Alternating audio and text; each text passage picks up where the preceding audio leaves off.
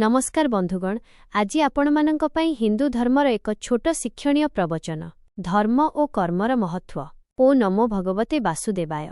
मोर प्रिय बंधुगण, आम हिंदू धर्म केवल एक उपासना पद्धति नुहे बरं एहा एक जीवन जीवार कला।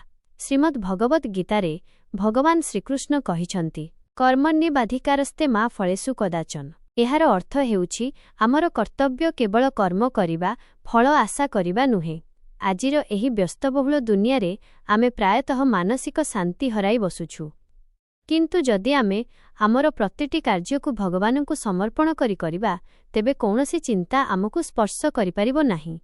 आमे जीवन रे कौन शिखिबा उचित? संस्कार, बड़मानंकु सम्मान एवं छोटमानंकु स्नेह करिबा हेउछि आम धर्मर मूलदुआ। धैर्य जीवन रे सुख एवं दुख चक्र परि आसे। धैर्यर सह परिस्थितिर सामना करिबा ही प्रकृत धार्मिकता।